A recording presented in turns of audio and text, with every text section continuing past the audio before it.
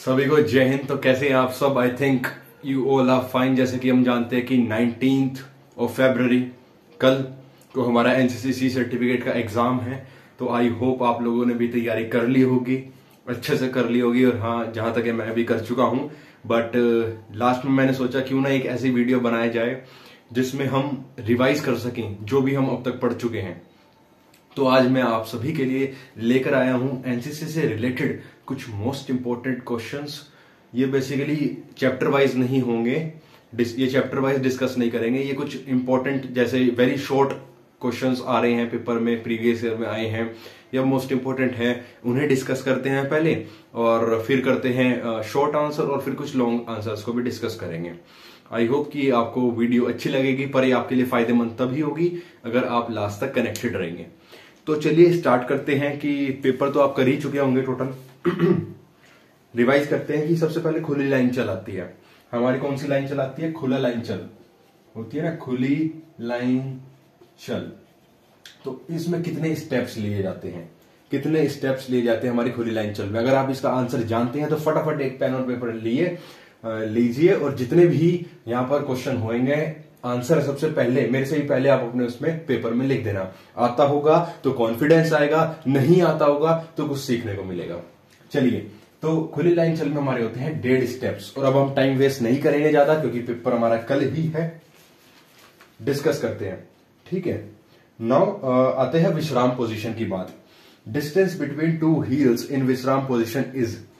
Heels के बीच का distance किसमें? विश्राम पोजीशन में कितना होता है? 12 इंच होता है। और बात करूं टोज की, टोज में कितना होता है? विश्राम में ही बात कर रहा हूं तो होता है 18 इंच। ठीक है, नेक्स्ट पे टाइम वेस्ट नहीं करेंगे ज्यादा, नेक्स्ट बढ़ते रहेंगे, बहुत कुछ है पढ़ने के लिए आज। Let us discuss on the word of command parade पर। थंब, जब हम थंब बोलते हैं परेड पर, on the word of command parade पर जब थंब बोला जाता है तो वो कितने पेसिस के बाद बोला जाता है? कितने कदम के बाद? तो वो बोला जाता है आपके 15 पेसिस के बाद। दोबारा से सुन लीजिए, on the word of command parade पर thumb after 15 paces, 15 paces. Now length of step in double march. Double march में लेंथ ऑफ स्टेप कितना होता है? लेंथ ऑफ स्टेप कितना होता है डबल मार्च में? तो वो होता है 40 इंच, वो होता है 40 इंच। अब आते हैं नेक्स्ट उस पे। इन तेज चल डिस्टेंस बिटवीन दो कैडेट्स के बीच में डिस्टेंस इन तेज चल कितना होता है? वो होता है 45 इंच। ये किसकी बात कर रहा हूं मैं? डिस्टेंस बिटवीन टू कैडेट्स इन तेज चल होता है ना, तेज चल। तो डिस्टेंस बिटवीन टू कैडेट्स इन तेज चल इज 45 इंच। नेक्स्ट पे आते हैं, वर्ड ऑफ कमांड कितने टाइप की होती है? सोचो समझो, मतलब छपा पड़ा यार ये तो क्वेश्चन कि वर्ड ऑफ कमांड कितने टाइप की होती है। वर्ड ऑफ कमांड अगर पता है तो फटाफट एक पेन और उस पर लिख दीजिए। वर्ड ऑफ कमांड कितने टाइप की? 2 टाइप की होती है। कौन कौन सी होती है? पहली होती है वर्ड ऑफ कमांड कॉशियरी। कौन सी? कॉशियरी, कॉशनरी। और दूसरी होती है executive, cautionary, executive. Word of command 2 type की हो चुकी है, कॉशनरी और एग्जीक्यूटिव। विश्राम पोजीशन जब होती है तो उसमें लेफ्ट जो हमारा फुट होता है उसे हम अपनी पोजीशन से कितना लेफ्ट में लाते हैं? 12 इंचेस लेफ्ट में लाते हैं। और कितना ऊपर उठाते हैं? तो हम 6 इंच ऊपर उठाते हैं। विश्राम पोजीशन में जो हमारा लेफ्ट लेग होता है, लेफ्ट की साइड 12 इंच लेफ्ट में जाता है और 6 इंच अबव द ग्राउंड जाता है। ठीक है। अब नाउ ऑन कमांड 3 लाइन बनाओ। जब हमें कमांड दी जाती है 3 लाइन बनाओ, there is a gap of 30 inches between ranks. Ranks के बीच में जो गैप होता है वो 30 इंच का होता है। अब एक चीज आती है विसर्जन और एक आता है फॉल आउट। ये 2 चीज है, बहुत इंपॉर्टेंट है, विसर्जन और फॉल आउट। बच्चे कंफ्यूज रहते हैं कि what is visarjan and what is fall out. So today we will discuss with it and your confusion I will try to remove it. तो एक होता है विसर्जन और एक होता है लाइन तोड़। बात करी जाए विसर्जन की, विसर्जन मतलब परेड फिनिश। हमारी परेड फिनिश हो चुकी है, चलो। और एक आती है सैल्यूट की बात। क्या विसर्जन में सैल्यूट दिया जाता है? तो आंसर है यस। अगर वहां पे कोई ऐसी अथॉरिटी है जो सैल्यूट लेने लायक है या जिन्हें हम सैल्यूट देते हैं, of the rank major and above तो उन्हें हम सल्यूट देते हैं। But if I talk about line तोड़, लाइन तोड़ मतलब फॉल आउट, फॉल आउट मतलब जैसे कि हमारी परेड चलती है तो बच्चे बीच में थक जाते हैं, दे नीड अ ब्रेक, तो जो 5 से 7 मिनट का ब्रेक दे दिया जाता है वो होता है लाइन तोड़। और इसमें सैल्यूट नहीं दिया जाता, इसमें सैल्यूट नहीं दिया जाता। बस these are the 2 point that you have to remember, यही याद करने की चीज है इसमें। अब आती है स्लो मार्च की बात, होता है ना स्लो मार्च, स्लो मार्च मतलब धीरे चल, स्लो मार्च। भाई स्पेलिंग अगर कुछ गलत हो या एक आधा क्वेश्चन गलत मैं बता दूं तो प्लीज माफ करना। तो स्लो मार्च में जो डिस्टेंस होता है वो होता है 30 इंच। किसके बीच में? In slow march the distance of 1 pace, एक पेस का डिस्टेंस कितना होता है? 30 इंच का होता है। अच्छा, स्लो टाइम और क्विक टाइम दो हैं, ये भी याद रखना। एक होता है स्लो टाइम, दिख नहीं रहा होगा आपको, यहां पे करता हूं। एक होता है स्लो टाइम और एक होता है क्विक टाइम। दोनों में ही जो एक पेस का डिस्टेंस होता है वो होता है 30 इंच, 30 इंच, 30 इंच। तो फिर फर्क क्या है? फर्क ये है कि स्लो टाइम में 70 पेसेस लिए जाते हैं, 70 पेसेस 1 मिनट में। और क्विक टाइम की बात करूं तो 120 पेसेस लिए जाते हैं एक टाइम में, 120 पेसेस पर मिनट की बात बता रहा हूं ये, ठीक है। तो ये कुछ क्वेश्चंस थे, अभी तो वीडियो की स्टार्टिंग है, आपके लिए बहुत सारे क्वेश्चन लाए हैं, करते हैं फटाफट, जितनी जल्दी हो सके उतनी जल्दी हम करेंगे। दाहिने या बाएं बाजू चाल, ये क्या लिखा है पढ़ते हैं भाई। दाहिने या बाएं बाजू चाल में जो साइड पेस होता है वो 12 इंच का होता है। दाहिने या बाएं बाजू चाल में जो साइड पेस होता है वो 12 इंच का होता है, 12 इंच का। अच्छा, जब प्रेसिडेंट के लिए जब हम क्या करते हैं, जो फाइल बनती है प्रेसिडेंट के लिए कैडेट्स की, है ना, फाइल बनती है कैडेट्स की प्रेसिडेंट के लिए, और एक बनती है हमारे वाइस प्रेसिडेंट के लिए और पीएम के लिए। ये इंपॉर्टेंट है क्वेश्चन, जरा ध्यान से देखना। एक बनती है फाइल हमारे प्रेसिडेंट के लिए, दूसरी फाइल बनती है हमारे वाइस प्रेसिडेंट और पीएम के लिए। इसमें कैडेट्स की संख्या कितनी होती है और इसमें कैडेट्स की संख्या कितनी होती है? It is a most important question. तो इसमें कैडेट्स की संख्या होती है 150, 150 कैडेट्स होते हैं फाइल जब बनती है प्रेसिडेंट के लिए, और दूसरा इसमें होते हैं 100। ये क्वेश्चन इंपॉर्टेंट है, इसे याद रखना। राष्ट्रीय सल्यूट किसे दिया जाता है? बहुत इंपॉर्टेंट क्वेश्चन है, ये भी याद रखना। राष्ट्रीय सल्यूट दिया जाता है the president and the governor with in their own state. मतलब एक तो प्रेसिडेंट को दिया जाता है कौन सा सल्यूट? राष्ट्रीय सल्यूट, और गवर्नर को दिया जाता है उन्हीं के स्टेट में, with in their own state. और जनरल सल्यूट किन्हें दिया जाता है? जनरल सल्यूट उन डिग्निटरीज को दिया जाता है या उन्हें दिया जाता है जिनकी रैंक मेजर जनरल होती है या इससे ऊपर होती है। और सलामी शस्त्र किन्हें दिया जाता है? जिनकी रैंक मेजर होती है और इनसे अबव होती है। ये मेरा कंफ्यूजन था एक कि जनरल सल्यूट और आपका सलामी शस्त्र में मुझे एक कंफ्यूजन था। तो जनरल सल्यूट में मेजर जनरल आते हैं, मेजर जनरल और इनसे अबव वाली रैंक को, और आपके सलामी शस्त्र में आपके जो मेजर के रैंक होते हैं और इससे अबव वाले, इन्हें दिया जाता है। तो ये सलामी शस्त्र और जनरल सल्यूट का आपका जो डाउट होगा, I think I have cleared it. और आते हैं नेक्स्ट उस पे कि ड्रिल वाज स्टार्टेड।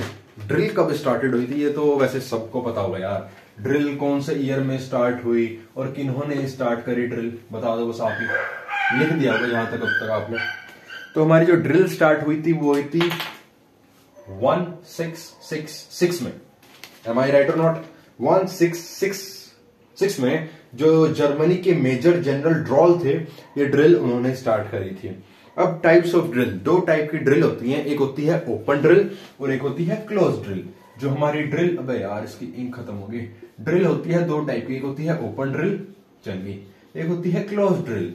तो ओपन ड्रिल और क्लोज ड्रिल में फर्क क्या है? ओपन ड्रिल होती है ड्यूरिंग वॉर और आपकी क्लोज ड्रिल जो होती है वो होती है ड्यूरिंग पीस। तो बस इतना ही याद रखना ड्रिल में। आते हैं नेक्स्ट उस पे, और इन सावधान पोजीशन टो टू टो का डिस्टेंस कितना होता है? 30 इंच, सॉरी 6 इंच का होता है। दोबारा, in savdhan toe to toe distance 6 inches, ठीक है, याद रखना। और डिस्टेंस और एंगल कितना होता है पैरों के बीच में ऐसे? वो 30 डिग्री का होता है। ये बेसिक क्वेश्चन है, सबको पता होगा। डिस्टेंस ट्रेवल्ड इन खुली लाइन चल इज 45 इंच। जो खुली लाइन चल कहते हैं ना, परेड खुला लाइन चल, एक तरह एक दो, जो हम ऐसे करते हैं, वो कितने इंच हम अपनी पोजीशन से आगे जाते हैं? वो जाते हैं 45। पहले 30 प्लस दूसरे उसमें 15, ये 30 है। ठीक है, तो ऐसे याद रखेंगे। सैल्यूट देते समय दाहिने आंख की आईब्रो से कलमे वाली उंगली के बीच 1 इंच का फासला होता है। दोबारा बताऊं, सैल्यूट देते समय दाहिने आंख की आईब्रो से कलमे वाली उंगली के बीच 1 इंच का फासला होता है। एक्चुअली ये ना प्रीवियस ईयर के पॉइंट्स हैं जो उठाए हुए मैंने, तो आपको लग रहा होगा कभी कुछ बता रहा कभी कुछ बता रहा, बट ये सारे इंपॉर्टेंट पॉइंट है, बस इन्हें एक बार सुन लो। जब वहां ये आगे आ जाएगा ना तो आपको याद आ जाएगा कि हाँ ये था। अब हिलो मत के आदेश पर डैश विश्राम में होते हैं। अब ये आया बता, प्रीवियस ईयर में यह आया था कि हिलो मत के आदेश पर विश्राम में कौन होते हैं? तो जनाब दर्शक जो होते हैं वो विश्राम में होते हैं हिलो मत के आदेश पर। अब एक क्वेश्चन ये आया हुआ था कि जांच शस्त्र में लेफ्ट लेग डैश इंच आगे होता है। जांच शस्त्र में लेफ्ट लेग डैश इंच आगे होता है, तो जांच शस्त्र में लेफ्ट लेग 6 इंच आगे होता है। अब गार्ड माउंटिंग में कितने हमें जवान चाहिए होते हैं? गार्ड माउंटिंग में हमें कितने जवान चाहिए होते हैं? तो आंसर है इसका 2 प्लस 6 जवान हमें गार्ड माउंटिंग में चाहिए होते हैं। अच्छा, तो जो हमारा नेक्स्ट क्वेश्चन है वो है समीक्षा क्रम में डैश कदम पर थंब किया जाता है। क्वेश्चन है हमारा, समीक्षा क्रम में कितने कदम पर थंब किया जाता है? आई होप कि आपको यह पता होगा, और अगर पता है तो फटाफट से अपनी नोटबुक पर लिख दो जरा। इतने में मार्कर में इंक भर लेता हूं, भर ली। इंक ड्रॉपलेट्स, इंक की बूंदों को कहते हैं ड्रॉपलेट्स, जो हम इसमें डालते हैं। तो हाँ, मैं तुम्हारे से क्या कह रहा था कि समीक्षा क्रम में डैश कदम पर थंब किया जाता है, तो आंसर है 14 कदम पर। समीक्षा क्रम में 14 कदम, समीक्षा क्रम में 14 कदम पर थंब किया जाता है। चल गया है हमारा मार्कर। नेक्स्ट क्वेश्चन पे आते हैं। तो एक बढ़िया सा क्वेश्चन देखूं। खड़े खड़े पीछे चल में 3 कदम पीछे चल सकते हैं। अच्छा जी, खड़े खड़े पीछे चल में 3 कदम पीछे चल सकते हैं विद, जो हमारा पहला कदम है वो 30 इंच का होगा, दूसरा 30 इंच का होगा, और जो तीसरा होगा वो 15 इंच का होगा। ठीक है, तेज चल कदम ताल में जो हमारा लेग होता है वो जमीन से कितने ऊपर उठता है? क्वेश्चन बढ़िया है, क्वेश्चन बेकार नहीं है। जो हम तेज चल करते हैं तो सबने करा होगा कॉलेज स्कूल में।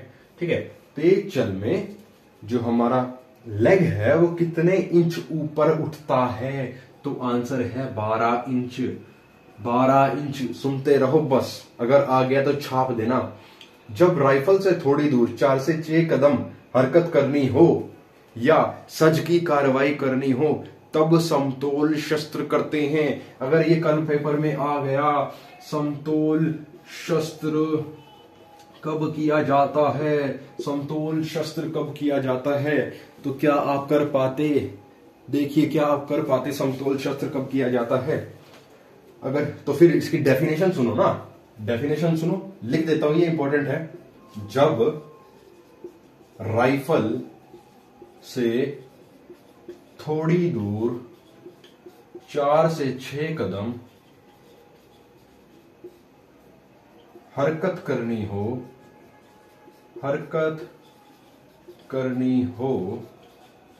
या सज की कार्यवाही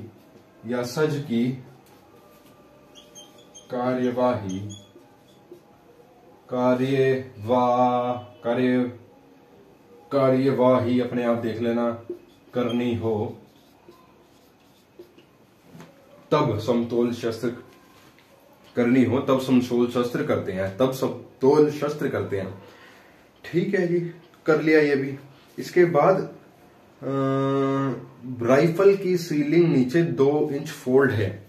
अब तुम क्या होगे, ये क्या है ये राइफल की सीलिंग? तो यार ये क्वेश्चन आया बता, कहां पर? प्रीवियस ईयर में। वहां मैंने ये देखा था, तो वहां पे था डैश इन द सेंस बताता हूं डैश इन द सेंस। वहां पर था कि राइफल की सीलिंग नीचे डैश इंच फोल्ड होती है, तो मैं तो हिल गया। फिर मैंने नेट पे देखा कि जो राइफल की सीलिंग नीचे कितने इंच फोल्ड होती है, तो 2 इंच फोल्ड होती है। नेक्स्ट क्वेश्चन, जब स्ट्रेंथ 12 से ज्यादा हो तो हम कितनी फाइल्स बनाते हैं? तो हम 4 फाइल्स बनाते हैं। जब संख्या 12 से ज्यादा हो, when the strength is more than 12, तो वी मेक 4 फाइल्स। अच्छा, कितने टाइप के सैल्यूट होते हैं? It is important. कितने टाइप के सैल्यूट होते हैं? सीधा आएगा, अगर ना भी आए उनके बारे में बताओ फिर भी। कितने? 1 2 3 4 5 6, तो आंसर है 3। कितने टाइप के सैल्यूट होते हैं? There are 3 types of salute. ठीक है। प्रिंसिपल्स क्या है ड्रिल के? भाई ये क्वेश्चन ना, बस क्या बताऊं तुम्हें, बी के पेपर में क्या, सी के पेपर में क्या, मोस्ट ऑफ द पेपर्स में ये आ जाता है कि principles of drill are. Principles मतलब सिद्धांत होता है, आई थिंक, है ना? तो आपने ये तो रट ही लिया होगा वैसे बढ़िया तरीके से। First of all, to inculcate a sense of discipline, एक कैडेट के अंदर डिसिप्लिन की भावना उत्पन्न करना, इंप्रूव बियरिंग स्मार्टनेस। अब आप देख रहे होंगे मुझे क्लीन शेव, कटिंग, तो ये सब किसका कमाल है? ये सब एनसीसी का कमाल है। It is the basic principles of drill. ये चीज मुझे ड्रिल ने सिखाई है। ठीक है, नेक्स्ट उस पर आते हैं। द पॉलिसी ऑफ सुलकुल पेस विद ऑल। अब तुम कहोगे क्या क्या मतलब, कहां से लिया? पॉलिसी ऑफ सुलकुल मुझे भी समझ नहीं आता। सुलकुल क्या है ना, सच में मुझे भी नहीं पता सुलकुल क्या है, बट क्वेश्चन आया हुआ था द पॉलिसी ऑफ सुलकुल। सुलकुल का मतलब पीस विद ऑल, सबके साथ शांति। क्या ये जो सुलकुल है ये अकबर ने अडॉप्ट किया था या नहीं किया था? तो yes, it was adopted by Akbar. ये अकबर ने अडॉप्ट किया था। ये क्वेश्चन आए हुए हैं भाई, हिस्ट्री से भी आ जाते हैं ऐसे। अब जो ब्रिटिश जो इंडिया में आई थी, उन्होंने कौन सी पॉलिसी फॉलो की हुई थी? नीचे 4 ऑप्शन थे, ये पॉलिसी फॉलो की हुई थी। जो हमारे जो ब्रिटिश आए थे ना इंडिया में, उन्होंने कौन सी पॉलिसी फॉलो की हुई थी? Divide and rule. क्या? डिवाइड एंड रूल पॉलिसी उन्होंने फॉलो की हुई थी। याद रख लेना। देखो तुम सुनोगे, अगर तुम ये सुलकुल पुलकुल peace with all was adopted by Akbar, divide and rule policy थी ब्रिटिश इंडिया की, सुन के बोरिंग लग रहा होगा, पर एक बार सुन लोगे ना, अगर यही टपक गया ना कल के पेपर में, फिर क्या होगा भाई यार, अगर नहीं करा होगा। ठीक है, अब क्वेश्चन आया हुआ था, जो हमारे जीसस क्राइस्ट थे, ये सब क्वेश्चन आए हुए हैं, वो कहां पर जन्मे थे? तो आंसर है, जो हमारे जीसस क्राइस्ट थे वो बैथलहम में जन्मे थे। याद रहा? ठीक है, नहीं रहा वैसे तो रहेगा, अगर जीसस क्राइस्ट आ गया वहां पे कहां जन्मे थे, और अगर ऑप्शन हुए तो मजे ही मजे, नहीं हुए तो एक बार सुन तो रखा ही आपने, बैथलहम है ना, बैथलहम, बिल्कुल। अच्छा, गौतम बुद्धा जो थे वो किन के सन थे? यह भी आया था, जो गौतम बुद्धा थे ना, गौतम बुद्धा जी जो थे, तो वो किनके सन थे? तो वो सन थे हमारे इंडियन प्रिंस सुधोदान। इंडियन जो प्रिंस थे हमारे, इंडियन प्रिंस अब दिख रहा होगा, वो थे सुधोदान के बेटे थे गौतम बुद्धा जी। तो बस ऐसे याद रखना। एलिमेंट्स ऑफ फायर क्या क्या है? What are the elements of fire? Elements को क्या कहते हैं हिंदी में? एलिमेंट्स ऑफ फायर मतलब जिन जिन से आग लग सकती है, ऑक्सीजन, हीट, फ्यूल, गैस, बस ये याद रखना है। जनरल नॉलेज के भी क्वेश्चन घुसा देते हैं। The civil defence organisation is under the ministry of, दोबारा से, जो सिविल डिफेंस ऑर्गेनाइजेशन है जो हमारा, is under the control of which ministry? तो मिनिस्ट्री ऑफ होम अफेयर्स, वो वाला अफेयर्स नहीं है, मिनिस्ट्री ऑफ होम अफेयर्स के अंडर में आता है सिविल डिफेंस ऑर्गेनाइजेशन। आ गया, अच्छी बात नहीं आया। और अच्छी बात, आते हैं मैप रीडिंग पे। मैप रीडिंग बड़ा ही खतरनाक चीज है यार। सबसे पहले इसमें कुछ ऐसी चीजें हैं जो मुझे भी नहीं पता और मैंने भी याद कर रखी हैं, तो मैं लास्ट में बताऊंगा, पर वो बहुत इंपॉर्टेंट है। तो वो भी आप अपना हिंदी वाले हो तो उसे हिंदी में सर्च करना, नेट पे उसे किसी तरह रटना, याद करना, मैं भी कर रहा हूं। अब एक क्वेश्चन आता है बियरिंग, छपा पड़ा। कुछ क्वेश्चन तो ऐसे हैं, मतलब ये बियरिंग है, कुछ ना कुछ आएगा इससे, बियरिंग से। बियरिंग क्या है? The angle formed by a line joining 2 points the north and south line, मतलब angle formed by a line, एक ज्वाइनिंग टू पॉइंट्स, जो एक लाइन है वो दो पॉइंट्स को ज्वाइन कर रही है और वो नॉर्थ और साउथ लाइन से जितना एंगल बना रही है वो बियरिंग है, इस टाइप का ही लिखा हुआ है। और इट इज, ये बात याद रखना, it is always measured clockwise, it is always, bearing is always measured clockwise. मतलब अगर आपको बियरिंग की डेफिनेशन भी नहीं आ रही है ना, पर आपको थोड़ा थोड़ा बियरिंग के बारे में पता है, तो फिर भी लिखाना जरूरी नहीं है, डेफिनेशन ही छापनी है। It is always measured clockwise. अब बियरिंग पता है तो आपको पता होगा कि जो फॉरवर्ड बियरिंग होता है और जो बैक बियरिंग होता है, एक फॉरवर्ड बियरिंग होता है और एक बैक बियरिंग होता है, इंपॉर्टेंट है। तो उनके जो बीच का डिफरेंस होता है वो हमेशा कितना होता है, 180 डिग्री। मान लो फॉरवर्ड बियरिंग हमारी कितनी है, 50 डिग्री, ये 50 डिग्री है, इन दोनों के बीच का डिफरेंस कितना है, 180 डिग्री है। तो ये क्या होगा, अरे भाई इन दोनों को जोड़ लो ना, इन दोनों को जोड़ लो ना, 230 डिग्री। नहीं समझ आया, अभी क्या बोला था, इन दोनों के बीच का डिफरेंस कितना होता है, 180 डिग्री होता है। तो अगर ये 50 है तो ये कितना होगा, ये कितना होना चाहिए कि जब मैं इन दोनों को माइनस करूं तो मेरा ये आ जाए, समझे? ठीक है, समझ गया मैं, जक्कत होशियार है भाई। चलो नेक्स्ट उस पर आते हैं। आर्मी के मैप पर, आर्मी के मैप पर 1 इंच कितना होता है, 1 माइल होता है, 1 मील होता है, 2 सेंटीमीटर कितना होता है, 1 किलोमीटर होता है। याद रख लेना बस, इंपॉर्टेंट है, इंपॉर्टेंट है। वीडियो चल रही है, हम ऐसे ही देख रहे हैं बार बार, छोटा सा फोन है, बार बार देखना पड़ता है कि कैमरा चल भी रहा है या नहीं, कभी हम ऐसे ही बतिया रहे हूं रात को बैठ के। अब आता है कलर ऑन मैप। मैप सब पढ़ लेते हैं, मैप सब पढ़ लेते हैं, मैप की डेफिनेशन सब पढ़ लेते हैं, पर जब वहां क्वेश्चन आता है ना, जब वहां क्वेश्चन आता है ना कि बताओ कि जो आपका जो रेड कलर है मैप पर, जो रेड कलर है मैप पर, वो क्या इंडिकेट करता है, ये तो सर ने पढ़ाया ही नहीं, फिर हम ऐसे बोलते हैं या हमने पढ़ा ही नहीं।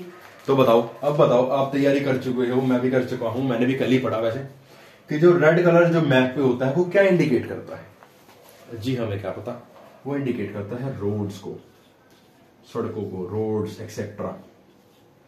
ठीक है, और 2-4 कलर और लिखवाते हैं। ग्रीन तो पता ही होगा, ग्रीन तो सबको पता होगा, हमारी फॉरेस्ट, हमारी ग्रासलैंड्स, हमारे ट्रीज, पेड़ पौधे। अच्छा, एक कलर आता है येलो, लिखते रहो, येलो होता है हमारा कृषि योग्य भूमि, कृषि योग्य भूमि को क्या करता है, ये इंडिकेट करता है।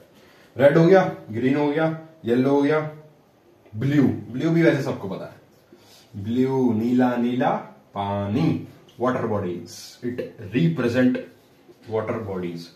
उसके बाद आता है ब्लैक, ब्लैक कलर किसे इंडिकेट करता है मैप पर, ब्लैक करता है हमारे हाउसेस को। ओके भाई, ये चीज इंपॉर्टेंट है, ये चीज शायद आपके नोट्स में ना हो, अगर पढ़ी है अच्छी बात, नहीं पढ़ी है तो इसका स्क्रीनशॉट ले लो, ये पढ़ लेना, बाकी तो सब तुमने पढ़ ही रखा है।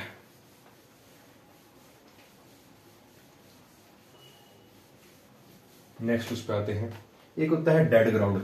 आ जाता है कि डेड ग्राउंड क्या होता है, व्हाट इज डेड ग्राउंड। वैसे तो टाइप्स ऑफ ग्राउंड में आपको पता ही है कितने होते हैं, बाकी फिर भी हम आगे बताएंगे।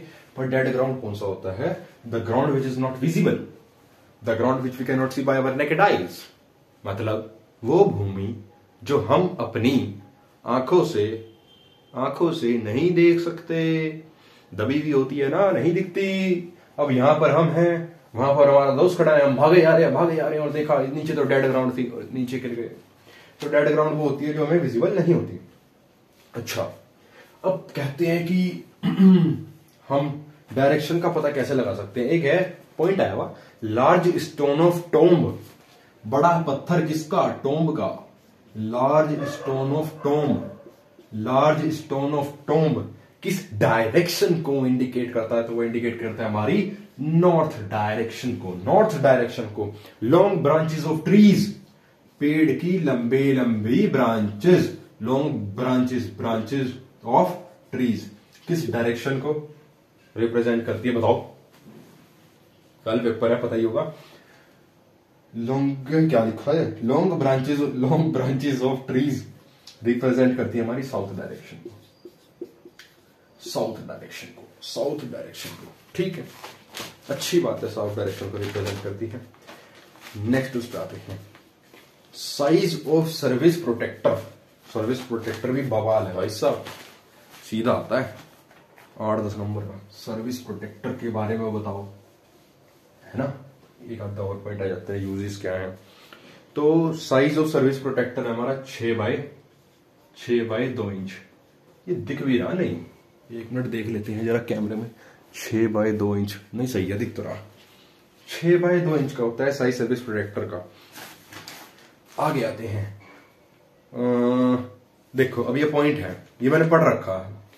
मैदानों में आगे की ओर निकला हुआ पहाड़ी का भाग डैश कहलाता है। क्वेश्चन आया, बता, मैंने वैसे ही उतारा, फिर मैंने इसे सर्च करा, फिर मैंने आंसर ढूंढा। बस आपको वीडियो देखने का ये फायदा हो गया, आपको आंसर ढूंढना नहीं पड़ेगा नेट पे बार बार।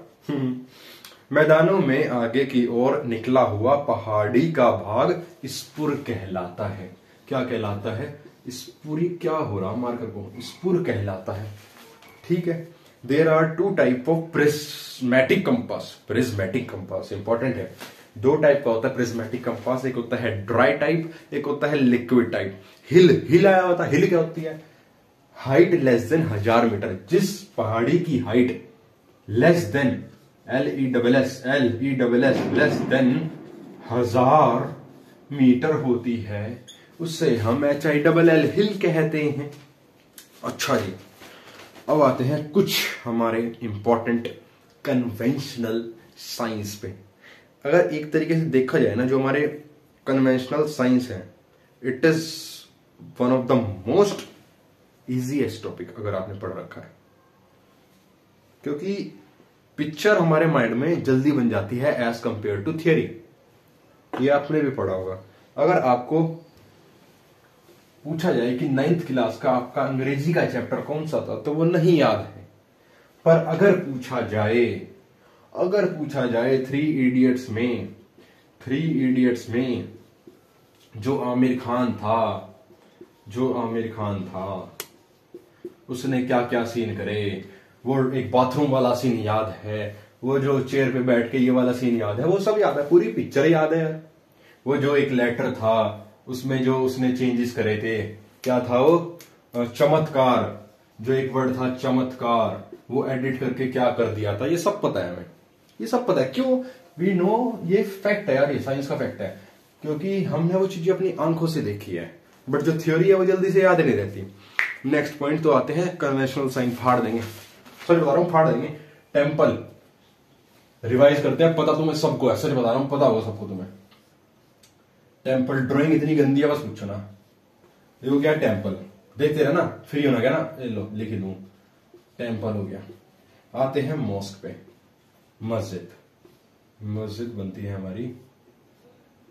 भाई ड्राइंग यार बेकार है थोड़ी, ध्यान से। टॉम्ब कैसे बनता है? टॉम्ब ऐसे बनता है। चर्च कैसे बनती है? ये डार्क है, बिल्कुल डार्क कर भी लेना, ये डार्क ना करो ना तो बहुत फर्क पड़ जाता है। अब वहां पे पक्का हाउस बना और तुमने ये बना दिया, ये तो कच्चा है भाई, इसे पुट्टी तो करो इस पे, अब जाके भाई, मतलब यूं नहीं कि यूं कराए, इसे पूरा ऐसे, तो मेरी मार्कर की इंक खत्म हो जाएगी, सही से मैं पूरा नहीं कर रहा, वरना तुम्हें पता ही है। पर पक्का हाउस बनता है ऐसे, टेम्परेरी हाउस, कच्चा हाउस ऐसे, ओके। उसके बाद पुलिस स्टेशन कैसे बनता है? लो जी, ये तो पता ही होगा तुम्हें, पुलिस स्टेशन। कंटूर्स भी बवाल है यार, contour line, contour interval. Graves कैसे बनती है? ग्रेप्स नहीं, ग्रेव्स। रेलवे स्टेशन कैसे बनता है? रेलवे स्टेशन ऐसे बनता है। ये क्या पटरी कहां से आ गई है, पता नहीं भाई, कहां से देखा मैंने भी, कुछ इस टाइप का रेलवे स्टेशन बनता है। लाइट हाउस इंपॉर्टेंट है, ये हमारे टेस्ट में आया था, लाइट हाउस बना के दिखाओ, तब तो पता नहीं था मुझे, तो मैं तो पता नहीं क्या बनाया था, झोपड़ी बनाया था। टेलीफोन लाइन, एक आधी लाइन आनी है यार, तो ये लाइन जो है वो सेट करके जाना अपनी, मतलब ये वाली डायग्राम वाली टेलीफोन लाइन। देखो टेलीफोन लाइन, फिर तुम देखो, आज तुम थारे भाई की ड्राइंग देखो, टेलीफोन लाइन। अच्छा, electric power line, electric power line, electric power line, electric power line, ये इलेक्ट्रिक पावर लाइन इस टाइप की है। कैंपिंग ग्राउंड इंपॉर्टेंट है, कैंपिंग ग्राउंड, कैंपिंग ग्राउंड। भाई ये जो मैं ये कर रहा हूं ना, ये समझ रहे हो ना किस तरीके से डार्क करना है, दिखाता हूं तुम्हें। जैसे ये है ना, मैंने कहा इसे डार्क करो, तो ये ऐसा करके आना बिल्कुल जैसे OMR शीट पे करते हो, हाँ बिल्कुल वैसे ही। अब मेट्रो, मेट्रो पता नहीं क्या बना रखी मैंने ऐसे ये मेट्रो बना रखी, पता नहीं मेट्रो देखते हैं आएगी नहीं आएगी मेट्रो। नेक्स्ट उस पर आते हैं मिलिट्री सिंबल्स, ये भी फाड़ है कतई कतई जहर। मिलिट्री सिंबल्स आने ही आने, मतलब सिंबल्स में मिलिट्री सिंबल ना हो और मिलिट्री का एग्जाम हो, ऐसा हो सकता है, एनसीसी का एग्जाम हो। सेक्शन, ओहो ये तो गलत बना रखा है एक का बाद में, ठीक है। इन्फेंट्री सेक्शन, देख इन्फेंट्री का ये बना रखा है मैंने, इन्फेंट्री बता देना कमेंट में सही है कि नहीं। इन्फेंट्री सेक्शन का ये बना रखा है, इन्फेंट्री प्लाटून का टक टक टक ये बना रखा है, कंपनी का ये बना रखा है, कंपनी, कंपनी देखो company, battalion that like I am having my 83 UP battalion, तो बटालियन का सिंबल ऐसे है। एक है सेक्शन डिप्लॉय, सेक्शन डिप्लॉय ऐसे बनाना। एक आता है LMG, यार लोग पकड़ LMG, हमारे सर ने इतनी बढ़िया तरीके से याद करवाया था ना। LMG ये रहा, MMG ये रहा, HMG ये रहा, कितने सारे एक नहीं करती है क्या। LMG तुम्हें दिख नहीं रहा होगा, मुझे ऐसा लग रहा, LMG ये रहा, MMG ये रहा, HMG ये रहा। ओ भाई बोले तो मार दे इसको, अरे मार तो रहा हूं, थम तो जा। लो जी हो गए। इसके बाद आते हैं आपका HMG है, HMG भी है, हाँ HMG ये तो रहा है, LMG ये रहा, MMG ये रहा, HMG ये रहा। रॉकेट लॉन्चर, लो जी यार थरल rocket launcher. AGS, AGS, AGL automatic grenade launcher. अब दो, एक मोटर होती है, एक होती है 51 mm की, एक होती है 51 mm की मोटर, और एक होती है 81 mm की। 51 और 81 में इतना ही फर्क है, 51 की ऐसे और 81 में एक आ जाएगा डंडा, क्या हो जाएगा डंडा। नेक्स्ट उसको आते हैं ATGM भी मोस्ट इंपॉर्टेंट है। ATGM की तो डेफिनेशन नहीं कहेंगे, ओए हो जा। ATGM, इतने पेन में इंक डालते हैं और देखते हैं वीडियो चल रही है जी, बिल्कुल खचाखच वीडियो चल रही है। ATGM कि आप मुझे वो बता दो फुल फॉर्म, इतने मैं इंक डाल रहा हूं। ATGM देख लो भाई, याद है नहीं है, कल पेपर है। ATGM एंटी, हिंट दे दिया, हिंट दे दिया भाई, एंटी। दूसरा T से टैंक, G से गाइडेड, M से मिसाइल। क्या हो गया, anti tank guided missile. Symbol क्या हो गया, सिंबल क्या हो गया, अबे ये नहीं है सिंबल, ये तो हम मारकर चेक कर रहे हैं ससुरा चल भी रहा है कि नहीं चल रहा है। अरे हम तो देख लें, दिख गया देखिए, चीटिंग तो बहुत बढ़िया करते हैं। नहीं ये वैसा तुम्हें रॉकेट लग रहा होगा, पर जो ATGM का सिंबल है ना, ATGM, वो मेरे भाई वो कुछ इस टाइप का होता है। ATGM anti tank guided missile important है। बी के पेपर में आया हुआ था, अभी मैं बी का पेपर देख के आया तो मैंने देखा वहां पे आया हुआ था वॉर, युद्ध शुरू हुआ है अभी। तो वॉर का सिंबल क्या है, कैंची। कौन सी कैंची, वही जिससे नाई हमारे बाल काटता है, कैंची। एंटी पर्सनल का ये रहा, और एंटी टैंक का ये रहा, एंटी पर्सनल का ये रहा, एंटी टैंक का फूल लगा दिया। कैलिबर, अब भी तो चला मारकर, कैलिबर ये रहा। डिफेंडेड लोकेलिटी, एक भी बस देखते जाओ, डिफेंडेड लोकेलिटी, फंसा तो ठीक, नहीं फंसा, इंस्टाग्राम पे रील भी तो देखेंगे सारा दिन, है नहीं। तो ये वाला जो सिंबल हो गया, कौन सा हो गया, डिफेंडेड लोकेलिटी का। एक होता है पोस्ट, लेटर पोस्ट नहीं, पोस्ट का सिंबल होता है ये। एक होता है ट्रेंच, ट्रेंच का सिंबल होता है ये। आर्मी मेडिकल कोर, आपका पुल, पुल कैसे बनता है, पुल, पुल मेरे भाई ऐसे बनता है, ऐसे बनता है, पुल बनता है ऐसे। 2-3 हो जाएंगे और ये फिर हमारे खत्म। एक्चुअली क्या है ना, इंपॉर्टेंट है ये, और कोई बात नहीं है। देख आना तो है ही पेपर में, चाहे बी का हो चाहे सी का हो। बी का तो हो गया, मुझे पहले बनानी चाहिए थी वीडियो, पर पहले खुद ही नहीं आता था। अब पेपर जब सिर पे आया तो पढ़ाना शुरू करा। आर्मी मेडिकल कोर हो गया। ईदगाह ये हमारे टेस्ट में आया था, ईदगाह। एक होता है शॉर्ट रेंज, इसे लिख लो SHORTRANGE, शॉर्ट रेंज का। इंपॉर्टेंट है, इस वजह से बता रहा। ऐसे एरो दिखाया ऐसे, और कुछ इस टाइप से, एंड समथिंग लाइक दिस। तो ये जो हमारा सिंबल होता है ये होता है शॉर्ट रेंज का। डन। एयरपोर्ट, एयरपोर्ट का तो सर आपके लिए सूप तैयार है, मौजूदा मेहमानों के लिए गरम गरम खाना तैयार है, सूप तैयार है। सूप को कहते हैं एयरपोर्ट, एयरपोर्ट का सिंबल है ये। कभी सूप का लिखा होगा पे पेपर में, पता नहीं वैसे कल पेपर का क्या होगा, परसों कल। टाइप्स ऑफ ऑब्स्टेकल, ऑब्स्टेकल के टाइप आएंगे 8-10 लिख देना, कौन कौन से। स्ट्रेट बैलेंस लिखवाऊं या बोल दूं, चल फटाफट लिख देता हूं। Types of obstacle, types of obstacle.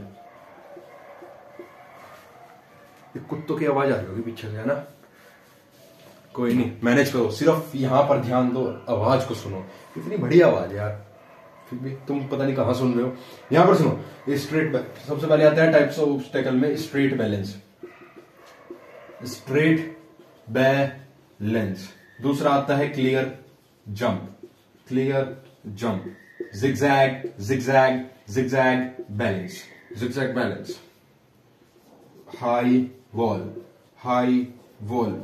Right, right hand, hand vault, right hand vault. Left, left hand, hand VAULT, vault. एक होता है रैंप और एक होता है गेट वॉल्ट, एक होता है गेट वॉल्ट। अब तुम पूछोगे अगर ये 10 नंबर का आ गया पेपर में, किस तरह लिखा जाएगा ये टाइप्स ऑफ ऑब्स्टेकल अगर 10 नंबर का आ गया। देख मेरे पास डिटेल्स हैं, स्ट्रेट बैलेंस की डिटेल बताऊंगा तो मैंने यहाँ पे लिखे नहीं। देख 3 इंच वाइड, 4 इंच ब्रेथ और 12 फीट इन लेंथ, ये इसकी डिटेल है। क्लियर जंप की सुननी, इसकी सुननी, इसकी होती है 2.5 feet from ground, 2.5 feet from ground, ये इसकी होती है। देखो ये ना सर बताऊं तो मुझे भी याद नहीं हुई, ये इतने फीट होता है, ये इतने इंच चौड़ा होता है, अब तक नहीं हुई।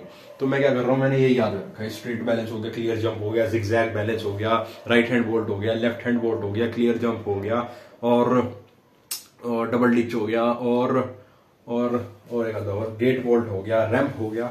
तो बस यही चीजें याद कर रखी हैं, इतना ही याद रह जाए बहुत है। पर अगर हमारे पास टाइम होगा ना तो इसमें हम बढ़ा देंगे, थोड़ा स्ट्रेट बैलेंस के बारे में बता देंगे कि एक फट्टा होता है, लेंथ वेंथ हमें नहीं पता, फिर कह देंगे हम इस पे भागते हैं, सीधा होता है, बैलेंस बना के चलना होता है, बॉडी का कोऑर्डिनेशन चाहिए, लिख देना इसमें बातें अपनी, ठीक है। ठीक है ना। एक क्वेश्चन आया बता जनरल नॉलेज का, रेस्पिरेशन से देख लो, बस बायो भी आ जाती है कई बार तो, कि रेस्पिरेशन में क्या है बताइए, कि जो रेस्पिरेशन इन्फेंट में होता है वो कितना होता है। इन्फेंट का क्या है, तो इन्फेंट मतलब 12 ईयर से छोटे जाकत, इन्फेंट है 30 से 40 पर मिनट। हमारा जो चिल्ड्रन है उनकी जो बीट्स चलती है 24 से 28 पर मिनट, ये रेस्पिरेशन का है, रेस्पिरेशन का चार्ट है। और जो एडल्ट का होता है वो होता है 15 से 20 पर मिनट। आया हुआ था अच्छा जी, अब कई बार ना कुछ डिस्टेंस को जज करने वाले क्वेश्चन आ जाते हैं, या कई बार क्या होता है ना कि वो कहते हैं कि बताओ इसकी लेंथ कितनी है, आपको पता होता है सेंटीमीटर में, और उसने पूछा है इंच में, पेपर वाले ने, बंदा कंफ्यूज, पता सेंटीमीटर में है और उन्होंने पूछे इंच में है। तो ये इंपॉर्टेंट कॉम्बिनेशन है, याद रखना कि जो 1 इंच होता है, 1 इंच होता है 2.54 सेंटीमीटर के इक्वल होता है। अगर वहां पे तुम कन्वर्ट भी नहीं करना चाहोगे और अगर तुम्हें कोई चीज सेंटीमीटर में पता होगी तो उसे इसमें ही लिखाना और फिर उसके नीचे लिख देना सजा के 1 inch is equal to 2.54 centimetre. तो जो हमारे सर हैं जो भी चेक करेंगे वो खुश हो जाएंगे। अब हम क्योंकि इसमें है सी सर्टिफिकेट में बी वालों का काम चल जाता है .22 राइफल बीए और डिलक्स पढ़ने से, बट हमारा नहीं चलता, हमें इंसास पे पढ़नी पड़ती है। तो आइए कुछ जानकारी लेते हैं 5.56 mm इंसास राइफल के बारे में। इंपॉर्टेंट है ये, इंपॉर्टेंट है ये, बनता है लिखना, ठीक है। अच्छा, विद एम्प्टी आया बताइए, ये वाला क्वेश्चन आया था जो मैं लिख रहा हूं। एम्प्टी मैगजीन में इसका वजन कितना है? वचन नहीं, वचन किसे दे दिया हमने, वचन नहीं देना है किसी को भी, वचन एकदम नहीं देना चाहिए, वजन बताना चाहिए। वजन कितना है इसका? 4.108 किलो, ठीक है। दूसरा, इसमें ग्रूव्स कितने हैं? ग्रूव्स कितने हैं? 6 हैं। अच्छा जी, और कुछ इसके बारे में, इंसास के बारे में?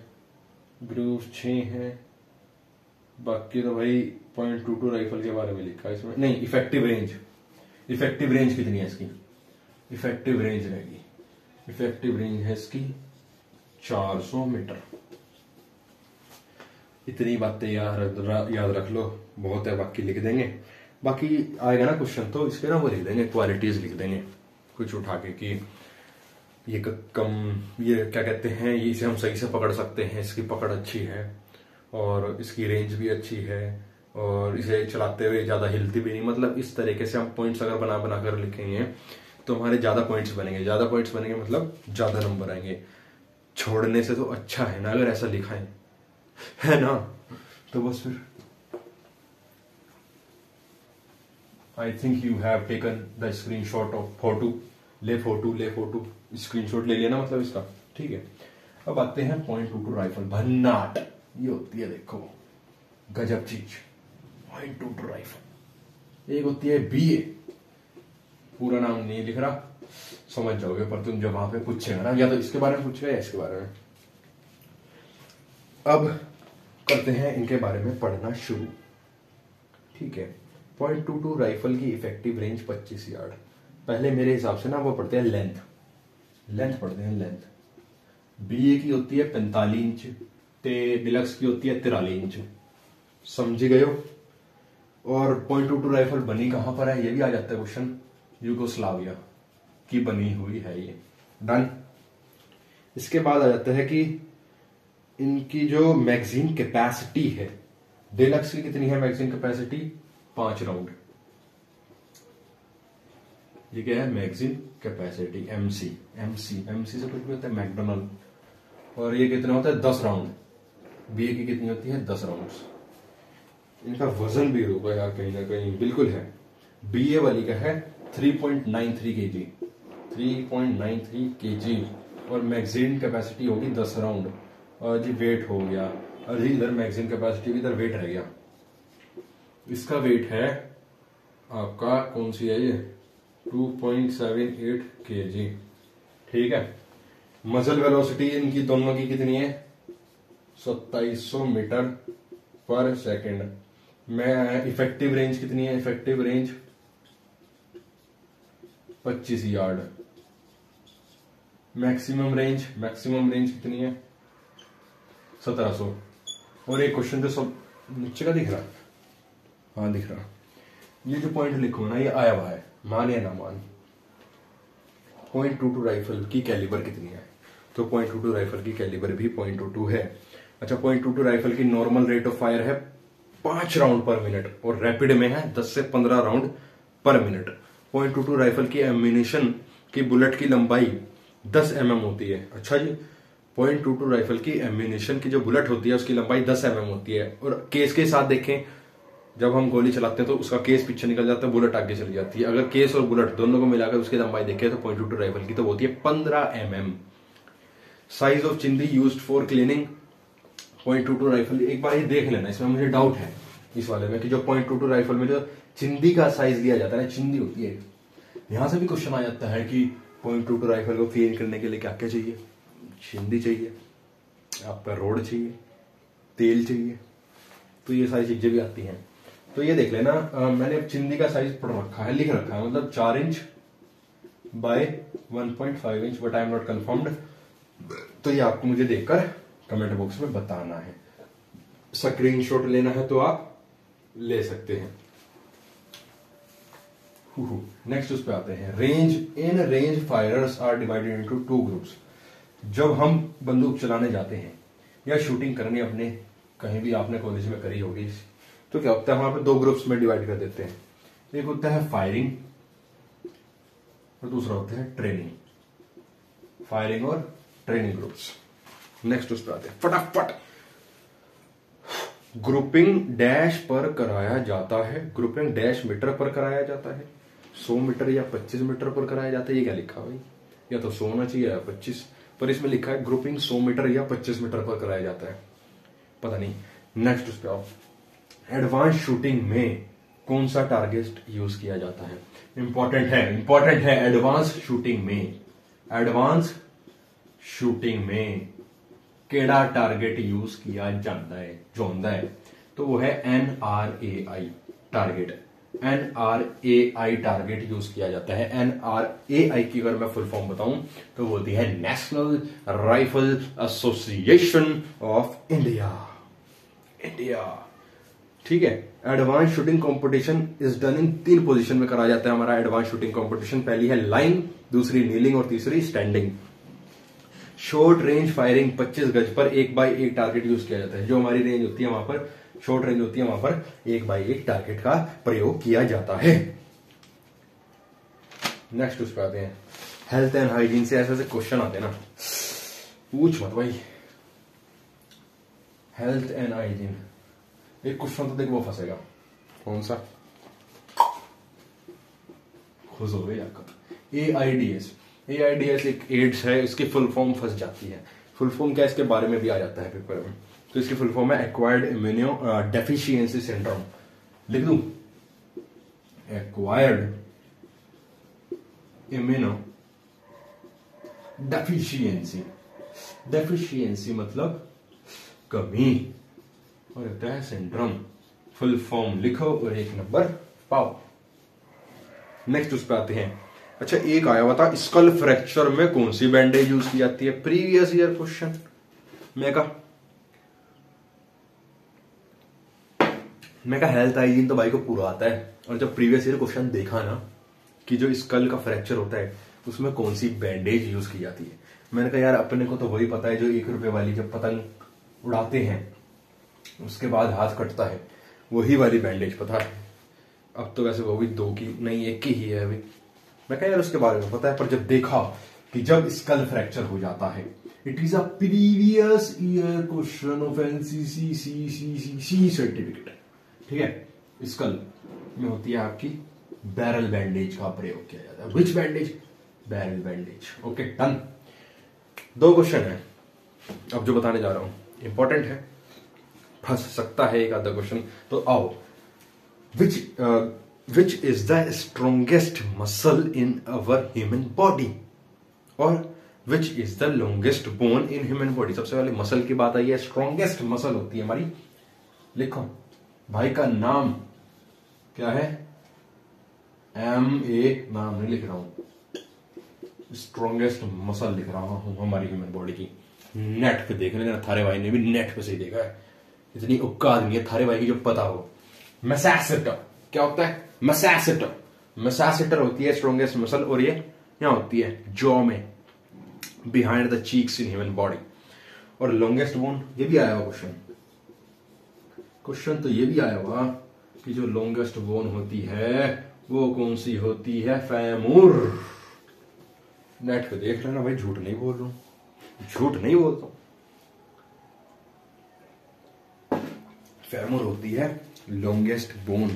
एक फुल फॉर्म आई हुई पता होगी वैसे तो, जेसीओ की फुल फॉर्म बता दो, जीसीआई की बता दो। जीसीआई की तो सबको बता, गर्ल्स कैडेट इंस्ट्रक्टर।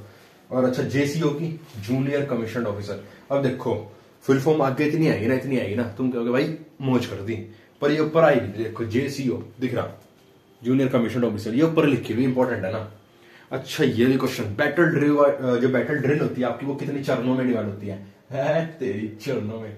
जो हमारी जो बैटल ड्रिल होती है ना, बैटल ड्रिल कितने फेजेस में डिवाइड है, तो वो है 4 फेजेस में।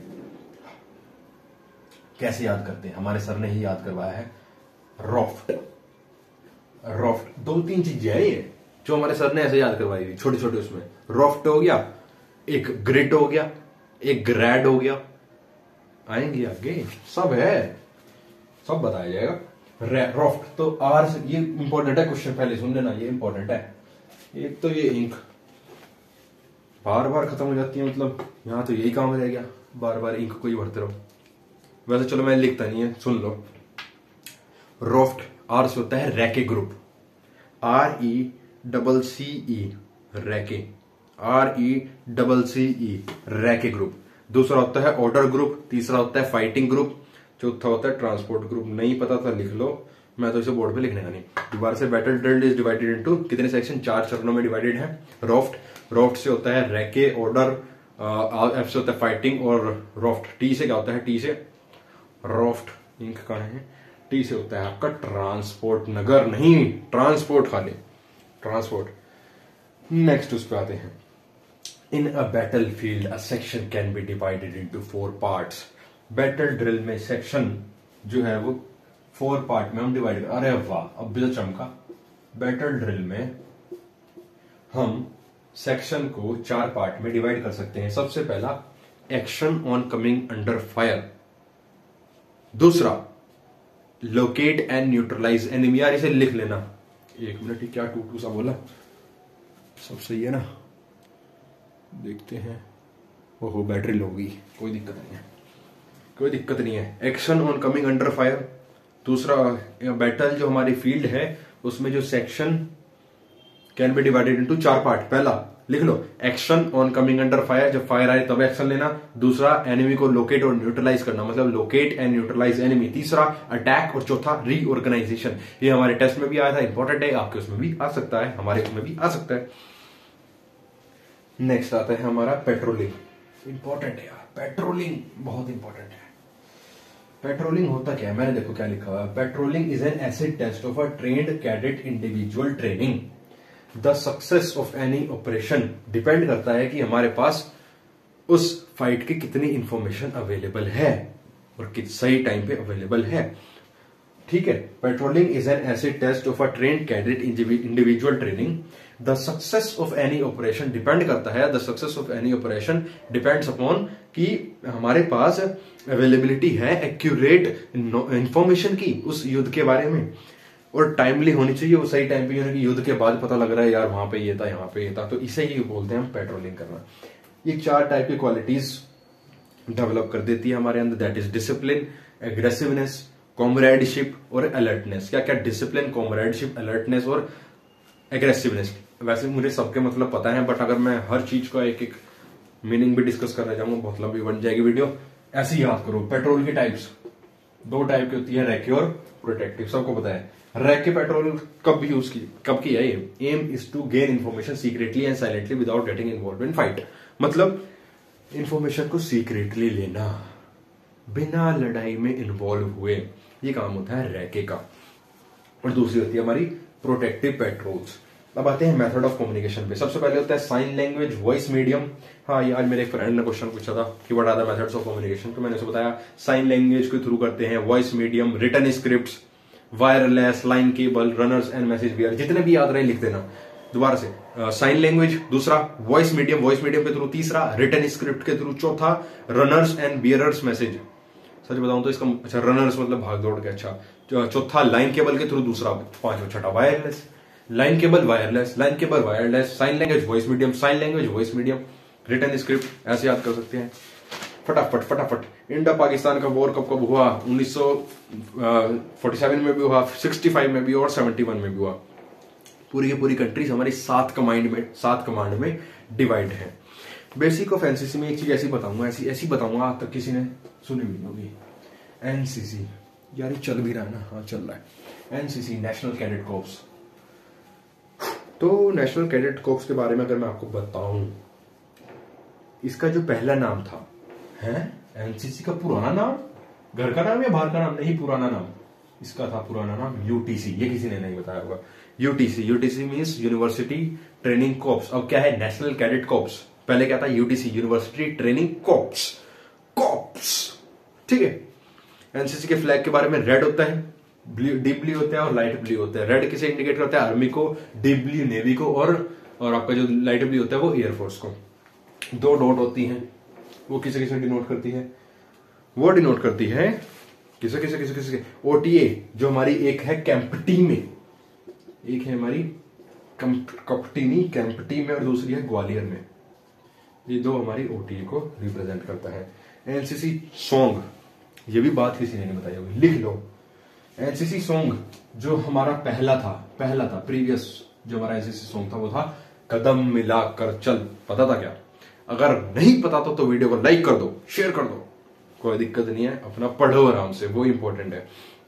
पहले था कदम मिलाकर चल, और अब क्या हो गया? हम सब भारतीय हैं। और ये कब चेंज हुआ?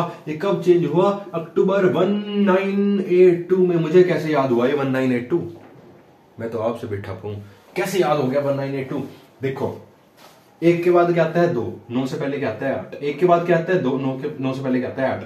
1, 2, 9, 8। 1982 अक्टूबर में, अक्टूबर अगस्त में मेरा बर्थडे, 1 महीना छोड़ के अक्टूबर। मेरा बर्थडे सबको पता है, अगस्त में है, दावत मांगने मत आ जाना। तो अगस्त से नेक्स्ट मंथ छोड़ दो, कुछ नहीं करना। अक्टूबर में 1982 में हमारा एनसीसी का सॉन्ग जो था सबसे पहले क्या था? हमारा प्रीवियस सॉन्ग क्या था? क्या बोला मैंने? क्या बोला? कदम मिलाकर चल। वो चेंज हुआ और बन गया हम सब भारतीय हैं। और ये भी क्वेश्चन आया हुआ कि हम सब भारतीय हैं किसने लिखा है? सुदर्शन फाकिर ने लिखा है। किसने? सुदर्शन फाकिर ने। NCC is headed by directorate general.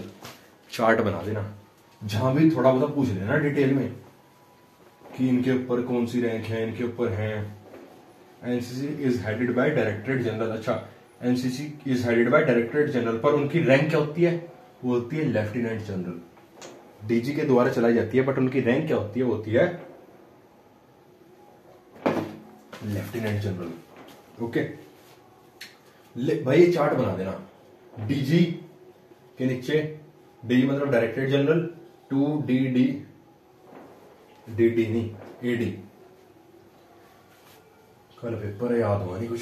ADG, 2 ADG, additional directorate general. हर चीज नहीं लिखूंगा, directorate general, additional directorate general.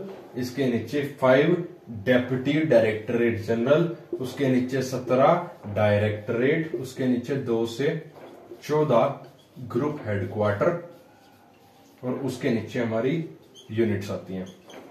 Total 95 group headquarters हैं हमारी कंट्री में। एनसीसी की 3 ट्रेनिंग एक्टिविटीज है। एनसीसी की कितनी ट्रेनिंग एक्टिविटीज है? 3 ट्रेनिंग एक्टिविटीज है। कौन कौन सी है? पहली है इंस्टीट्यूशनल, जो हमें कॉलेज में करवाई जाती है। दूसरी है कैंप, और तीसरी है अटैचमेंट ट्रेनिंग। कितने टाइप की होगी? 3 टाइप की होगी। इंस्टीट्यूशनल ट्रेनिंग होगी, कैंप ट्रेनिंग होगी, आपकी अटैचमेंट ट्रेनिंग होगी। ये कैमरा बोल तो नहीं गया, इतनी देर से चल रहा है। नहीं, सही है। क्या बात है। एक बार मेरे फोन के लिए जोरदार तालियां कि इतनी देर से सही सलामत चल रहा है।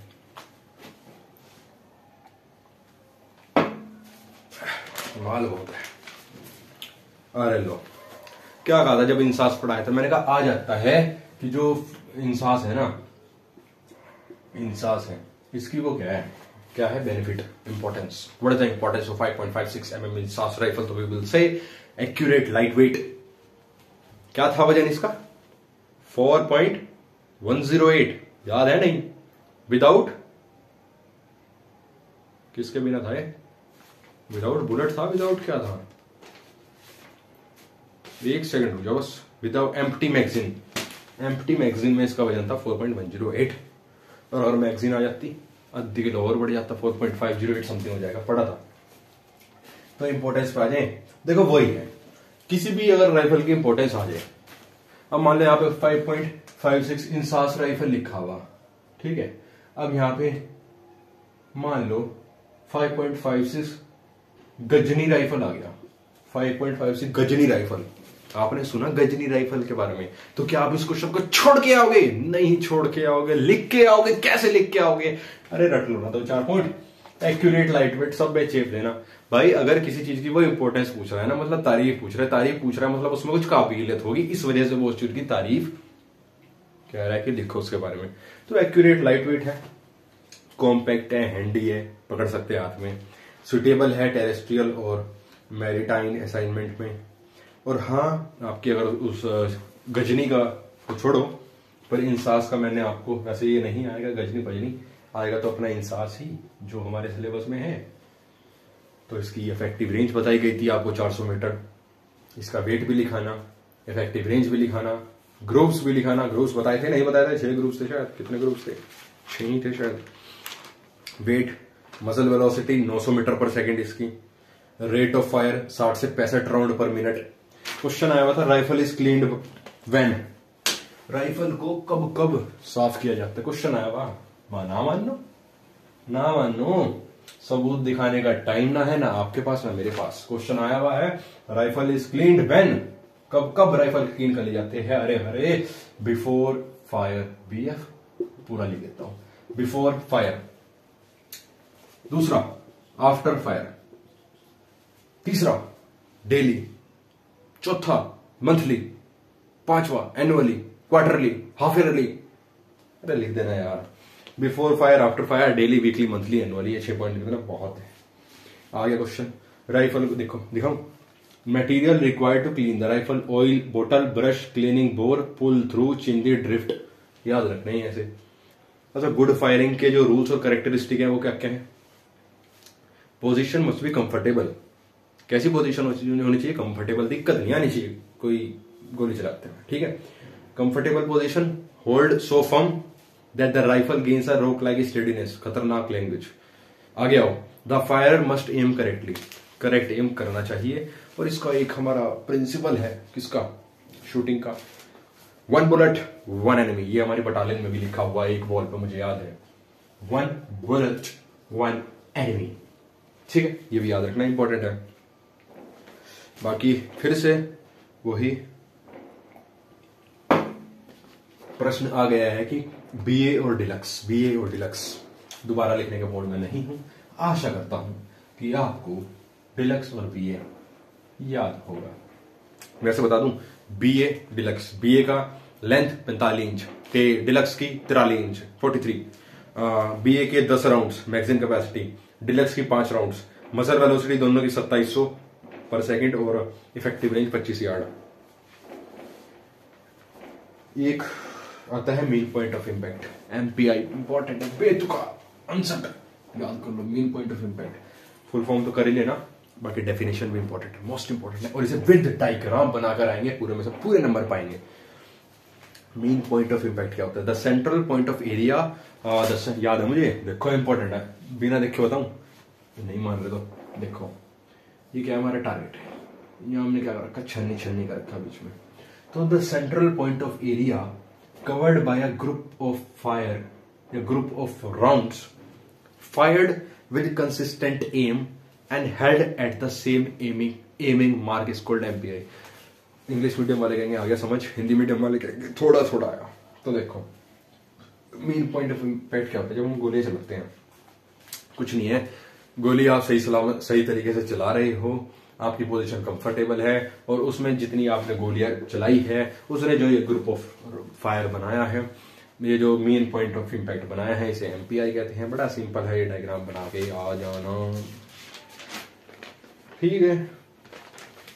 प्रोसीजर क्या है फायरिंग का? सीधा आएगा क्वेश्चन, कोई दिक्कत वाली बात ही नहीं है, सीधा क्वेश्चन आएगा, सीधा। That what are the procedure of firing?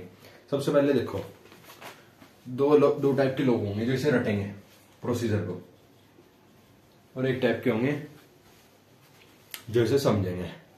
ठीक है, तो मैं हूं समझने वाला बंदा इस केस में। वैसे रेडी तो मैंने वो चीज है जो समझ नहीं आ रही, अब किससे पूछे पर इतना टाइम नहीं है। तो फायरिंग का जो प्रोसीजर है, जितने भी आप ये वीडियो देख रहे हैं, आप सबने फायरिंग करी है कि नहीं करी है? करी है। तो प्रोसीजर यही है, सबसे पहले हमें बुलाया गया और हमें अपने टारगेट से 25 यार्ड की दूरी पर रखा गया। 2 पार्टी बनाई गई और जब हमें बंदूक दी गई और हमारे एक पार्टी पीछे खड़ी थी, 5-5 जनों का ग्रुप बना दिया, हमें राइफल दी और आगे बढ़ की कार्रवाई, डिटेल, एडवांस, लिम्बर अप, खाली कर और डिटेल रिपोर्ट, यही चीजें होती है जो हमें लिखनी होती है प्रोसीजर में। जो हमें टारगेट दिया गया, सबसे पहले हम टारगेट लगा के आए, है ना। उसके बाद फिर हमने फायरिंग स्टार्ट करी, उनके कुछ आए, तो बस यही है। और लास्ट में हमने उन्हें रिपोर्ट दी। ऐसे ही लिख देना, इंग्लिश वाले सुन लो। Party to fire is brought within 100 yards, 100 yard में लाए गए। और जो प्रैक्टिस है फायर की एक्सप्लेन करी गई कि इस तरीके से करना है। Fires are detailed to targets, जो फायरर्स हैं मतलब जो हम लोग हैं, हमें क्या दिए गए? अपने अपने टारगेट दिए गए। First two details only form up behind the target, वो पीछे आ गई। आगे बढ़ की कार्रवाई, डिटेल, एडवांस, लिम्बर अप, खाली कर और डिटेल रिपोर्ट। आगे बढ़, डिटेल, एडवांस, लिम्बर अप, खाली कर और डिटेल रिपोर्ट। आगे बढ़, डिटेल, एडवांस, लिम्बर अप, खाली कर और डिटेल रिपोर्ट। याद हो गया। नेक्स्ट आते हैं बेसिक प्रिंसिपल्स ऑफ फायरिंग पे। लिख दोगे अब ये। एनसीसी गर्ल्स कैडेट की स्थापना कब हुई थी? क्वेश्चन है, प्रीवियस ईयर का है, नेट पे से देखा है। 16 जुलाई 1948 को हुई थी। 16 जुलाई 1948 को हुई थी। YEP की मोस्ट इंपोर्टेंट है, कई बार पूछ लेता है full form. Youth exchange programme. What? Youth exchange programme, इसकी यह है फुल फॉर्म है, इंपॉर्टेंट है। अभी तो भाई साहब फुल फॉर्म शुरू भी नहीं की है, अभी तो ये शुरू भी नहीं करी है। Bible is related to Christian religion, याद रखना।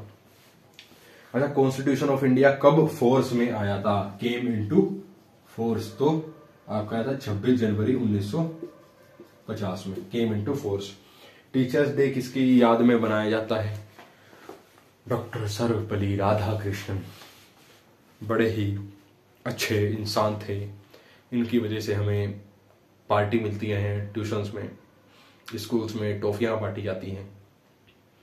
ज्यादा तो कुछ देते नहीं स्कूल वाले, सिर्फ टॉफी देते हैं, फीस पूरे साल चाहिए होती है। तो बस फिर भी हम थैंक्स कहना चाहेंगे डॉक्टर सर्वपल्ली राधाकृष्णन जी को कि उनकी वजह से हम टीचर डे सेलिब्रेट करते हैं। ठीक है, नेक्स्ट उस पर आते हैं। क्विट इंडिया मूवमेंट एक आया था, ये भी आया, हिस्ट्री का क्वेश्चन है, इसमें दे रखा। क्विट इंडिया मूवमेंट किसने स्टार्ट करी थी?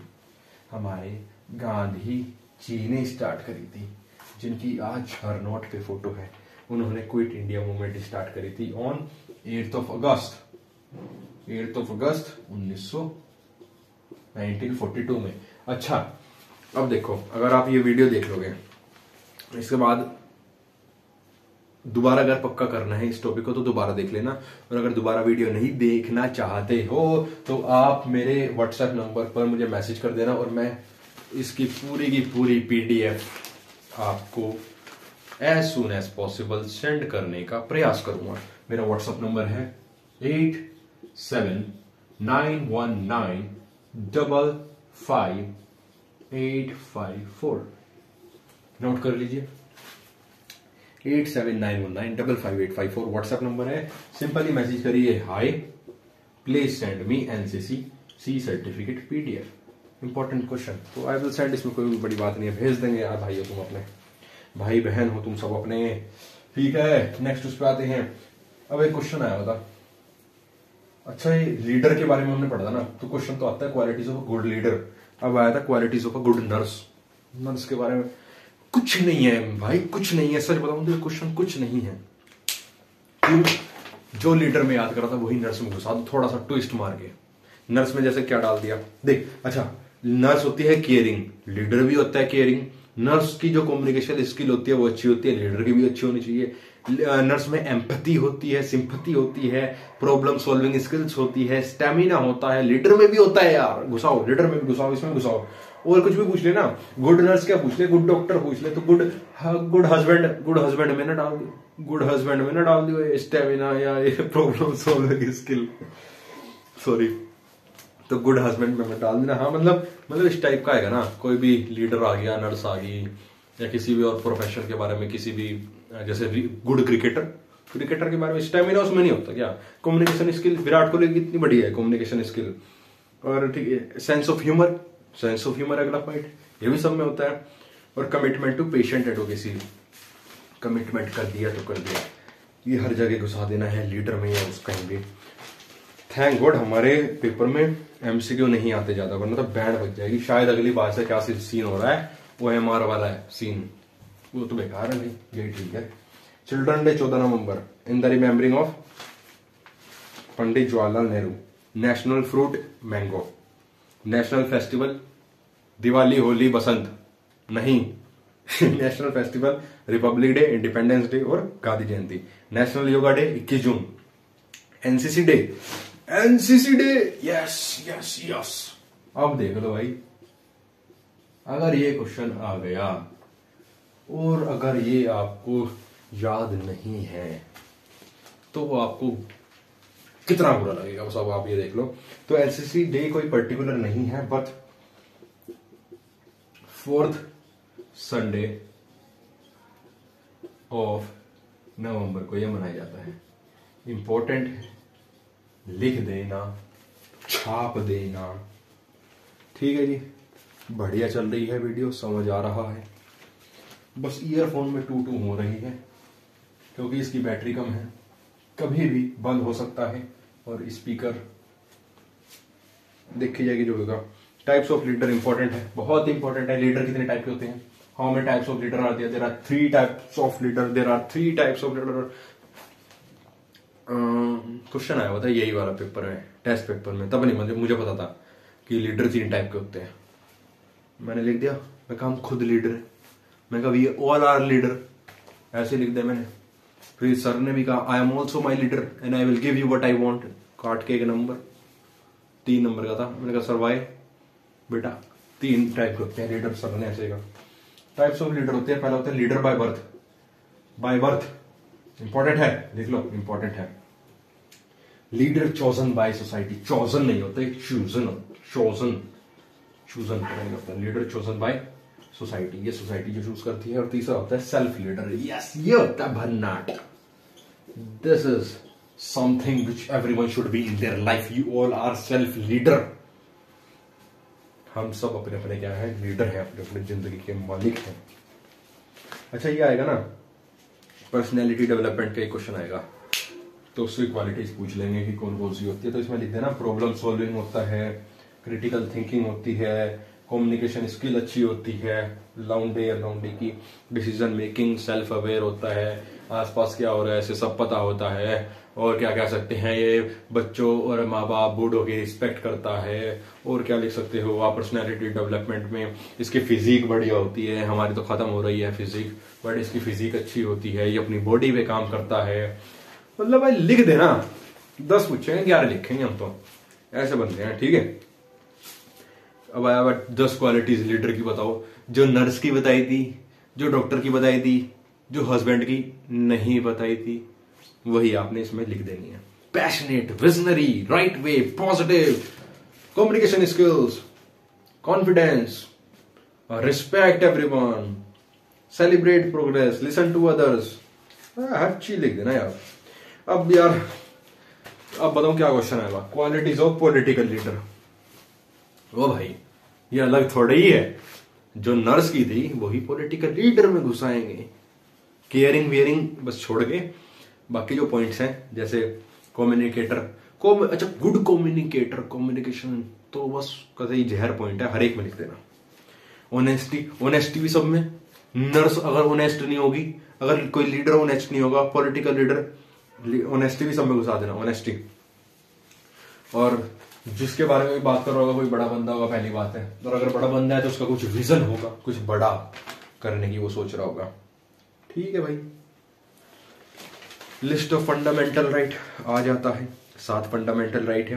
Right to equality, right to freedom, right against exploitation, right to freedom of religion, cultural and educational rights, right to constitutional remedies और right to education under article 21A।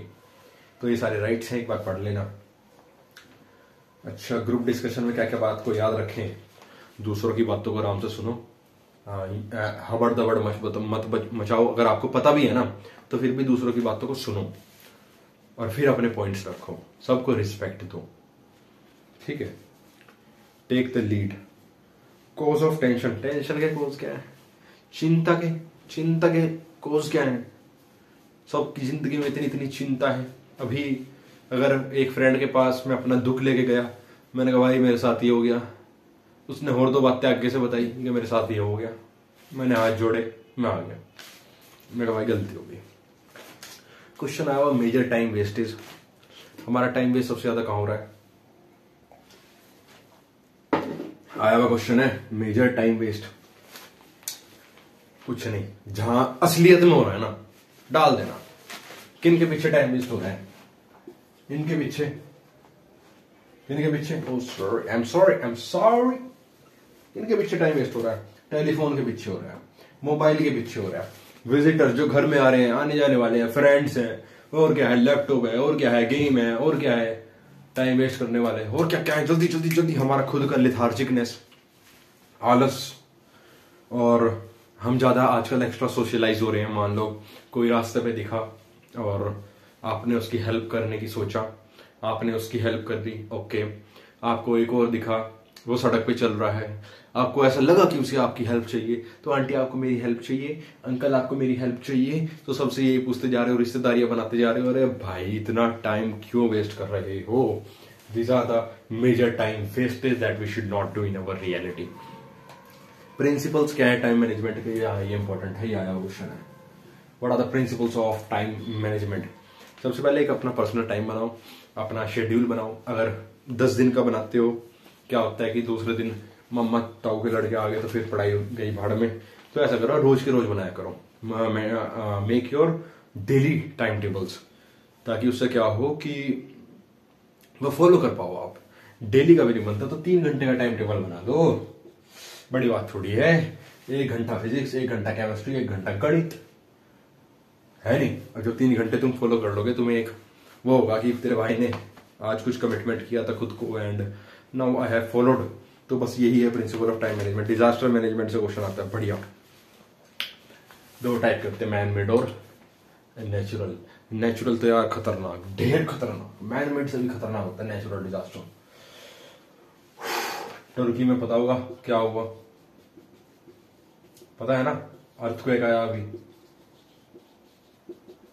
और हमारे यहां से India वालों ने क्या करा, हमने प्लेन्स भेजे वहां पे, अपने आर्मी वाले भेजे, एक मिशन चलाया। कौन सा मिशन, उस मिशन का नाम भी आ सकता है, जीके भी तो आती है, ऑपरेशन दोस्त। ऑपरेशन दोस्त इंडिया ने चलाया। सबसे पहला इनिशिएटिव हमने लिया था कि जब हमें पता लगा कि अर्थक्वेक आ रहा है, तो हमने, हमारे मोदी जी ने ये मिशन चलाया ऑपरेशन दोस्त। वहां पर हॉस्पिटल्स बनाए, पूरी हेल्प करी, जी जान लगा दी। आपको पता ही है हमारी आर्मी तो अपनी जान की परवाह ना करते हुए दूसरों की जान बचाती है हमारी आर्मी। और यही करा, ऑपरेशन दोस्त करा। लास्ट में सबने बहुत ज्यादा प्रेज करा। नियर अबाउट 30,000 जो लोग मलबे में फंसे हुए थे उन्हें निकाला गया। I salute to the army officers and I hope कि इन फ्यूचर कुछ हम भी ऐसा कर पाए। तो आते हैं मैन मेड डिजास्टर पे। ऑपरेशन दोस्त याद रखना आ सकता है, क्योंकि यार जनरल नॉलेज भी तो आती है, जीके भी पढ़ेंगे अगर आगे टाइम मिला तो। मैन मेड डिजास्टर, एक्सीडेंट में रोड, रेल, एयर, सी, इंडस्ट्री के थ्रू, फायर, कॉन्टामिनेशन। कॉन्टामिनेशन क्या होता है, कॉन्टामिनेशन होता है मेरे भाई पोल्यूशन, प्रदूषण। इकोलॉजिकल, टेररिस्ट एक्टिविटीज जो होती हैं, ये सब क्या है, डिजास्टर्स है। अच्छा, एनसीसी कैडेट क्या कंट्रीब्यूट कर सकते हैं, ये भी भन्नाट क्वेश्चन है। What is the contribution of NCC cadets towards this activity, towards disaster management? गला खराब हो गया, सीधा सीधा ही कहना चाह रहा हूं। ये बंद तो नहीं हो गया फोन, नहीं चल रहा है। तो एनसीसी कैडेट्स का क्या योगदान है इस एक्टिविटी में, जिस भी एक्टिविटी में है ना। यहाँ डिजास्टर मैनेजमेंट में आ गया, अगर ये सोशल इशू में आ जाता, what is the contribution of NCC cadet in social issue, point same डाल लिया पॉइंट। क्या कि जिस तरह हेल्प करते हैं, दे आर स्ट्रॉन्ग होते हैं, है ना, और बाकी डाल देना। मान लो इसका आया डिजास्टर का, तो हम क्या करते हैं, टेलीफोन से बात करवा सकते हैं, फर्स्ट एड ला सकते हैं, उनके लिए रेस्क्यू कर सकते हैं पीपल को। डिजास्टर मैनेजमेंट में अगर कहीं पर बाढ़ बूढ़ आ गई, तो हम तो आर्मी वाले हैं, हम आर्मी कैडेट्स हैं, सेना छात्र हैं हम सभी, बट हम आर्मी से बिलोंग करते हैं। हमारी एनसीसी आर्मी वाली है, तो हमें स्विमिंग नहीं सिखाई जाती, बट जो नेवी वाले होते हैं उन्हें पक्का सिखाई जाती होगी। तो मतलब वो अगर कहीं पर बाढ़ बूढ़ आ जाए तो हेल्प कर सकते हैं वहां पर जाकर, है ना। तो ये लिख सकते हैं। अब कुछ आता है सोशल अवेयरनेस। सोशल अवेयरनेस, स्वच्छ भारत अभियान। स्वच्छ भारत अभियान SBA। SBI क्या होता है? स्टेट बैंक ऑफ इंडिया, ठीक है। SBA क्या होता है? स्वच्छ भारत अभियान। दो चीजों को कैसे जोड़ा? यही तो टैलेंट है तारे भाई में, बाकी पढ़ाई लिखाई तो होती नहीं। स्वच्छ भारत अभियान मोस्ट पॉपुलर है 2014 में। हमारे रिस्पेक्टेड PM नरेंद्र मोदी जी ने स्टार्ट किया था गांधी जयंती पर ऑन 2 अक्टूबर 2014। गांधी जी का एक विजन था कि हमारी जो कंट्री होनी चाहिए वो स्वच्छ होनी चाहिए, वो क्लीन होनी चाहिए, वो प्योर होनी चाहिए, और इस मिशन को जारी करते हुए हमारे प्राइम मिनिस्टर ने ये कैंपेन स्टार्ट करा। नेक्स्ट उस पर आते हैं चाइल्ड अब्यूज। आ जाता है पॉइंट, चाइल्ड अब्यूज, बच्चे को गाली देना। ये है क्या इसका मतलब? नहीं, ये नहीं है। वैसे तो आप सारे देते होंगे, मैं नहीं देता, मैं बहुत सुधरा हुआ हूं। I do not know what is abuse. Okay, तो यार ये एक स्टेट होती है जिसमें हम 18 साल से जो नीचे के बच्चे होते हैं उन्हें मेंटल फिजिकल टॉर्चर किया जाता है, ज्यादा से ज्यादा काम लिया जाता है। जो पढ़ने लिखने की उम्र है उनकी, उस उम्र में अनसट काम करवाया जाता है, उन्हें फिजिकली मेंटली सेक्सुअली हरासमेंट किया जाता है उनका, और ये सीरियस इम्पैक्ट डालता है उनके माइंड पर, उनकी बॉडी पर, और मेल न्यूट्रिशन भी हो जाता है, उन्हें कुपोषण का शिकार हो जाते हैं, खाना नहीं मिल पाता ढंग से उन्हें, और it absolutely affects their mind as well as their health. तो बस ये भी याद रखना है। अच्छा, माइंड क्या होती है? माइंड से आया हुआ कुछ, MINE, माइंड वही है जो धरती में लगा देते हैं, तो माइंड ही। अच्छा, एक क्वेश्चन आया था कि एक ऐसा हथियार बताओ जो दोस्त और दुश्मन में फर्क नहीं करता। It's a previous year question my brother, अपने आप थोड़ी पता लग रही है मुझे, प्रीवियस ईयर है कि कोई ऐसा हथियार है जो दोस्त और दुश्मन में फर्क नहीं करता। अगर ये आपने सुना हुआ है तो आप बता दोगे, वरना उस टाइम याद नहीं आता ऐसा कौन सा हथियार है भाई दुश्मन और दोस्त में। जो वो है माइंड, गाड़ दिए, चाहे उसका बंदा पैर रखे चाहे साडा बंदा उस पर पैर रखे, खत्म तो दोनों ही है। मतलब ये तो नहीं है बंदूक है मान लो तो हम चलाएंगे तो उसे ही लगेगा, अपने बंदे नहीं मरेंगे, पर ये ऐसी चीज है इस पर खुद चढ़ गए ना तुम गलती से भी, या तुम्हारा कोई साथी, तो वो भी जा सकता है। It does not distinguish between a friend and a foe, FOE foe. Next उस पे आते हैं, तो याद रखना है माइंड का भी बढ़िया है। फील्ड क्राफ्ट में कौन कौन से सब्जेक्ट है? ग्राउंड का description, observation and concealment, distance को जज करना, डिस्क्रिप्शन और recognition of target, movement with and without arms. Battle craft में आते हैं हमारे field signal, section formation, fire control order, fire and movement, section battle drill, ये सब उसमें आते हैं फील्ड सिग्नल में। ग्राउंड कितने टाइप के होते हैं? 4 टाइप के होते हैं। कौन कौन से? Broken ground, high ground, flat and open ground. Dead ground के बारे में अभी डिस्कस करा था और ये फिर से आ चुका है ना। अच्छा, एक क्वेश्चन था कि what is the real test of field craft? Field craft का रियल टेस्ट क्या है असलियत में, क्या इसकी अहमियत है फील्ड क्राफ्ट की? रियल टेस्ट इसका ये है कि एनिमी को मार के आना बिना मरे। The real test of the field craft is the soldier's ability. एक सोल्जर्स की एबिलिटी मतलब उसकी, समझ जाओ, उसकी अपनी क्षमता एबिलिटी मतलब क्षमता, to kill the enemy without getting killed himself. खुद बच के रहना है, उसे मार के आना है। फंसेगा एक क्वेश्चन लिख लो। फासला असल से ज्यादा, यहां आ जाएगा ज्यादा, एक आता है फासला सबसे कम। ये जहां से कुछ याद आया अभी पहले बता दूं उसके बाद। मतलब distance are overestimated as well as distance are underestimated. Question आ सकता है, डायरेक्ट आएगा कि ओवर एस्टिमेट मतलब हम डिस्टेंस को ज्यादा कब जज कर देते हैं, जब लाइट बैड हो, जब सन ऑब्जर्वर की आई में हो, हमारी आंख के सामने हो, ऑब्जेक्ट स्मॉल हो आसपास की चीजों से, और जब हम किसी नैरो लेन से उस ऑब्जेक्ट को देख रहे हो, या हम लाइन डाउन मतलब हम लेटे हो।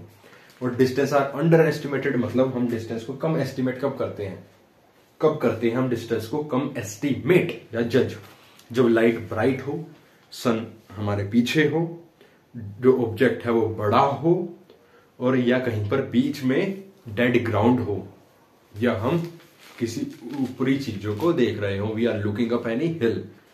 एक आया होता टारगेट की डेफिनेशन। टारगेट पता सबको है, अच्छा जा तो बता दूं। बचपन की बात है, क्लास होगी फर्स्ट या सेकंड, झूठी नहीं है सच में, एकदम याद आया। मैम कह रही जा बनाओ, और छोटी हो गई है, मैं जा ऐसे बनाता था, 5 ऐसे, 5 ऐसे, 5 दिख नहीं था, ये ऐसे। मैम कह रही है क्या जा है भाई, बनता तो ऐसे है नॉर्मली, ऐसे बनता है, मैं ऐसे बनाता था। मैम कहती थी बढ़िया सा बनाओ, मैं कहा आज बनाऊंगा बस बढ़िया सा, ए लो मैम और बढ़िया। उसने मतलब मैडम ने बहुत दिन लगाए मुझे समझाने में, ओ भाई ऐसे बनता है ऐसे। फिर समझ आया, अच्छा ये ऐसे नहीं खींचना होता, ये तो ऐसे ही निकल जाता है। फिर थारे भाई को जा बनाना आया, देख लो बस क्या क्या कारनामे कर रखे बचपन में। नेक्स्ट उसमें आए 19 डिग्री, 12 डिग्री, 8 डिग्री, टक टक टक 3 डिग्री। क्या बोला था, एक वर्ड बोला था grid. What is this grid? Sequence of fire control orders. Sequence क्या है फायर कंट्रोल ऑर्डर की? सीधा क्वेश्चन आएगा, डेफिनेटली आएगा, सर्टेनली आएगा, श्योरली आएगा कि सीक्वेंस क्या है फायर कंट्रोल ऑर्डर की, वो है ग्रिड। ग्रिड मतलब group, range, indication of target, type of fire. क्या फटाफट बोल दिया, group, range, indication of target and type of fire are the sequence of fire control orders. Fighting arms में पढ़ लेना, armour, infantry, mechanised infantry, supporting arm. अच्छा fighting arms हमारे कौन कौन से थे? आर्मर, इन्फेंट्री होगी, इन्फेंट्री के बाद मैकेनाइज्ड इन्फेंट्री। इन्फेंट्री और मैकेनाइज्ड इन्फेंट्री में फर्क क्या है? इन्फेंट्री हमें पता ही है, जो पैदल चलते हैं सेना हमारी, और मैकेनाइज्ड में क्या होता है, ये इन्फेंट्री की तरह ही होती है, पर इनकी जो मोबिलिटी है, स्ट्रेंथ है, फायर पावर है, ये बढ़ जाता है। सपोर्टिंग आर्म्स में हमारे artillery engineers, army air defence, signals, और ये सब चीजें हमारी आती हैं। एक हमारी आर्मी सर्विस कॉर्प्स होती है, इनका क्या काम होता है? ये राशन सप्लाई करती हैं और ट्रांसपोर्ट का काम करती हैं। एक होती है आपकी आर्मी ऑर्डिनेंस कॉर्प्स। कौन सी? Army ordinance corps. बताओ पता है क्या? Army ordinance corps, army ordinance corps, ये हमारी एम्यूनिशन और व्हीकल्स को ट्रांसपोर्ट करती हैं। ठीक है जी। आर्मी का हेडक्वार्टर कहां पर है? कहां पर है आर्मी का? Headquarter is in Delhi. ज्यादातर हेडक्वार्टर हमारे दिल्ली में मिलते हैं। अच्छा यूपी की कैपिटल क्या है? लखनऊ। ठीक है। और देखते हैं बाकी यार। नेवी की 3 कमांड है, याद रखना। आर्मी की 7, एयरफोर्स की 7। पहले नेवी की पढ़ते हैं। नेवी की है वेस्टर्न नेवल कमांड, सी लिख रहा हूं। Eastern naval command, southern naval command. ठीक है। अब नेवी की होती है 3 कमांड। पहली western air command, western naval command, दूसरी ईस्टर्न नेवल कमांड, और तीसरी हमारी सदर्न नेवल कमांड है। इनका जो तीनों का ही क्या कहते हैं, हेडक्वार्टर है, वो याद कर लेना। क्यों इंपॉर्टेंट है? देखो आर्मी की 7 कमांड है। कमांड याद कर लो, वही बहुत बड़ी बात है हमारे लिए तो है नहीं भाई। कमांड याद हो जाए, नदर्न वेस्टर्न सदर्न मेंटेनेंस ये वो है ना। और नेवी की पर 3 है, तो वो ऐसा कह सकता है कि नेवी की कमांड बताओ और इनके हेडक्वार्टर भी बताओ। तो जो हमारा जो वेस्टर्न नेवल कमांड है ना, इसका हेडक्वार्टर पड़ता है मुंबई में। कहां पर? मुंबई में। जो हमारा ईस्टर्न है ना, ईस्टर्न नेवल कमांड है, इसका पड़ता है हेडक्वार्टर विशाखापट्टनम में। विशाखापट्टनम में। जो ये एनडीए सीडीएस के थ्रू जो एसएसबी निकलती है ना, जो नेवी वाले बच्चे होते हैं उनकी एसएसबी यहां होती है विशाखापट्टनम। ये पड़ता कहां है विशाखापट्टनम? अगर हम इंडिया के, यार मैप तो बनाना नहीं आता, बट देखो अगर हमारा यूपी यहां है ना, हमारा यूपी यहां है ना, तो विशाखापट्टनम यहां है कहीं पर। यहां बीच में पड़ता है नागपुर। नागपुर में किसका सेंटर लगता है? बताओ बताओ बताओ बताओ।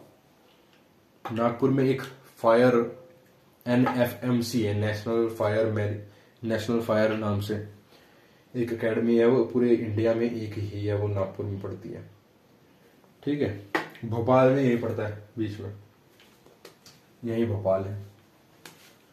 और विशाखापट्टनम तो पता ही है इतनी दूर है। अगर किसी का SSB का सेंटर लग जाए विशाखापट्टनम और वो यहां पर हो और उसे यहां से यहां जाना हो, 2 दिन लग जाएंगे ट्रेन में। प्लेन में पर 2 दिन, प्लेन में 2 घंटे लगेंगे, ट्रेन में लग जाएंगे 2 दिन। तो 2 दिन छोड़ो, अब इस पे आ जाओ। वेस्टर्न या मुंबई में पड़ती है वेस्टर्न नेवल कमांड मुंबई में, ईस्टर्न नेवल कमांड विशाखापट्टनम में, सदर्न नेवल कमांड पड़ती है हमारी, सदर्न नेवल कमांड पड़ती है हमारी कोची में। कहां पर? कोची में। अब ये याद कैसे होंगी? मैंने ट्रिक से याद करी है, आपको भी वो ट्रिक बताने जा रहा हूं। तो देखिए, western naval command, west W है ना, इसका उल्टा ये दिख रहा? हाँ दिख रहा। ये W है ना, इसका उल्टा करिए क्या बन गया? M for Madhav Arora. No no no no, Mumbai. तो वेस्टर्न नेवल कमांड मुंबई में। ईस्टर्न हो रहा है ई से शुरू। ई मतलब ई क्यों कर रहा हूं मैं? क्योंकि जो मेरे आगे नाम है, जो इसका हेडक्वार्टर है, उसका नाम इतना बड़ा है। ई नाम इतना बड़ा है, नाम क्या है? विशाखापट्टनम। तो Visakhapatnam is a very big name. अगर आपसे इसकी स्पेलिंग पूछ ली जाए या मेरे से पूछ ली जाए पट्टनम, हाँ तो मैं तो बता दूं, अब आई विल टेल, आप भी बता ही दोगे वैसे। तो ईस्टर्न वाले की ई, कितनी मतलब इतना बड़ा नाम कैसे याद होगा? तो याद कर लेना ई से विशाखापट्टनम। गिरने वाला बोर्ड ही है, ये गया था नहीं। ओ भाई साहब, जाने वाला। चलो कोई नहीं, देखो कैमरा सही है। ओहो हिल गया थोड़ा सा। ओहो, इट हैज हिल्ड। हिल्ड क्या होता है? हिल्ड कोई नहीं। वेस्टर्न W का उल्टा M for Mumbai, E for Visakhapatnam and S से कोची। मैं बताऊं पहले क्या बोलता हूं? सदर्न को पहले ऐसे बनाते हैं ना, और ये क्या है? C से क्या हो गया? कोची। मैंने सोचा था ये होगी स्पेलिंग, याद हो गया, पर जब नेट पे देखा तो आगे स्पेलिंग ये। तो ऐसे याद कर लेना कि S को जब बनाते हैं तो पहले आता है C, और C से बनता है कोची, पर वो कोची C से शुरू नहीं होता, होता है K से शुरू। तो आपको नेवी की तीनों कमांड पता हो चल चुकी है। दोबारा से देखें तो western, eastern, southern naval command. Western पड़ती है उल्टा M करके मुंबई, ईस्टर्न पड़ती है विशाखापट्टनम एंड सदर्न पड़ती है कोची। कोची प्रणाम। अगर आप इस वीडियो में अब तक टिके हुए हैं तो आपको कोची प्रणाम। वो कोटी होता है, हम कोची बोलेंगे आज, कोची। नेक्स्ट उस पर आते हैं। एयरफोर्स की पूछे, सुन लो फटाफट। अच्छा, current chief of naval staff